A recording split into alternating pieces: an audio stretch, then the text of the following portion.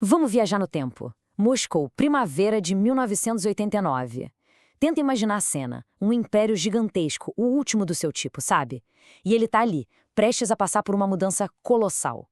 O ar tinha uma energia diferente, uma sensação de que a história estava prestes a virar uma página.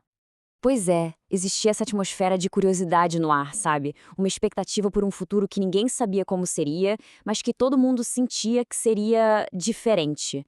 E isso era contagiante. A gente está falando do finalzinho dos anos 80, e o mundo todo estava sentindo o peso dessas grandes mudanças, de transformações profundas que, olha, ninguém tinha certeza para onde iam levar.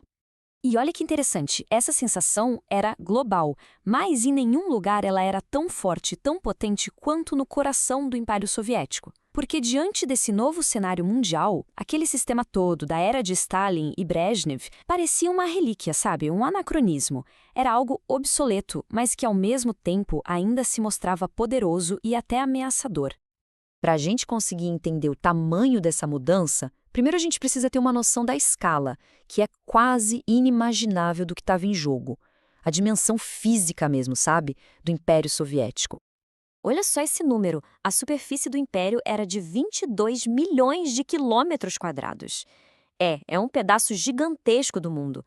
Vasto, complexo, e tudo isso era mantido unido por uma estrutura de poder extremamente centralizada. Agora, o que é realmente impressionante, e esse gráfico mostra bem, é a dimensão das fronteiras. As fronteiras terrestres se estendiam por 42 mil quilômetros. Para ter uma ideia, isso é mais do que a linha do Equador. Imagina só o esforço, o trabalho colossal que era para vigiar e controlar uma fronteira maior que a circunferência do nosso planeta. É absurdo.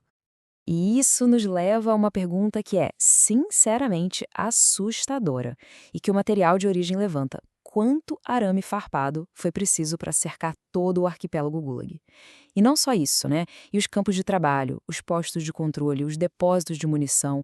O arame farpado aqui vira quase uma metáfora para a quantidade imensa de recursos que eram gastos só para manter esse império fechado e sob controle. Mas olha, para entender de verdade o que estava acontecendo em Moscou em 1989, não basta olhar para o tamanho. A gente precisa mergulhar na história, numa concepção de poder que atravessa séculos. E essa ideia é a de Moscou como a Terceira Roma. Essa teoria da Terceira Roma é uma ideologia lá do século XVI que basicamente colocava Moscou como a sucessora histórica e espiritual dos impérios romano e bizantino. A ideia era que Moscou era o centro do mundo, o poder final e absoluto. E essa noção de destino, sabe? Isso moldou a mentalidade russa por séculos. E essa linha do tempo aqui ilustra essa continuidade de uma forma brilhante.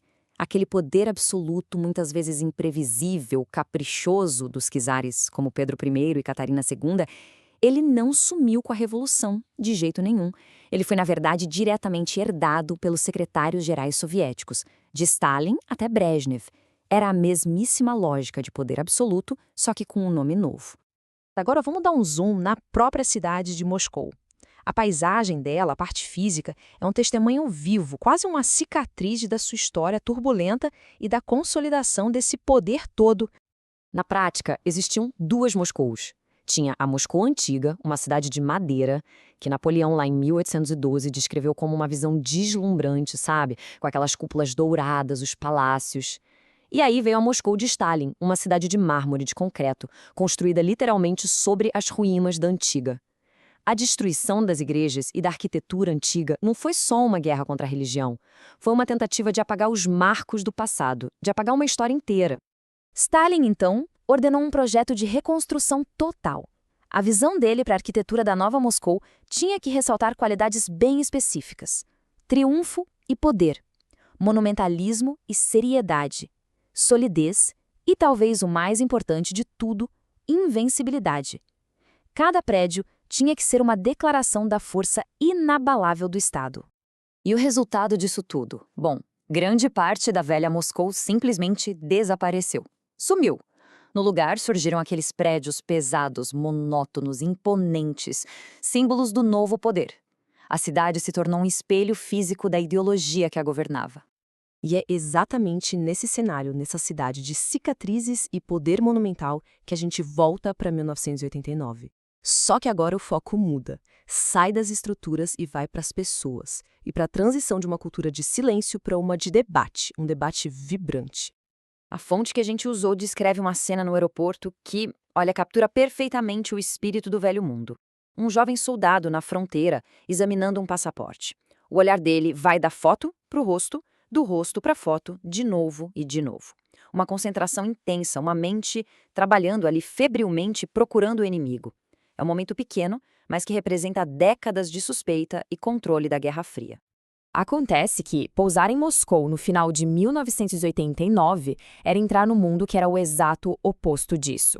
Era um mundo onde a palavra, que ficou reprimida por tanto tempo, finalmente tinha sido libertada. Questões que foram tabu por décadas, de repente, explodiram no debate público. Qual era a real intenção de Lenin e Trotsky e Bukharin? O destino trágico de poetas, de intelectuais, de repente tudo isso estava na mesa. Segredos de Estado que antes eram guardados a 7 chaves, agora eram debatidos abertamente na televisão até de madrugada. A chamada inteligência russa, a classe dos artistas, dos intelectuais, estava de volta ao seu elemento. Depois de anos de silêncio, de censura, torrentes de palavras, onipresentes de turbulentas, simplesmente inundaram tudo. E não foi um sussurro, não. Foi uma inundação mesmo, uma explosão de paixão política e de debate que parecia não ter mais fim.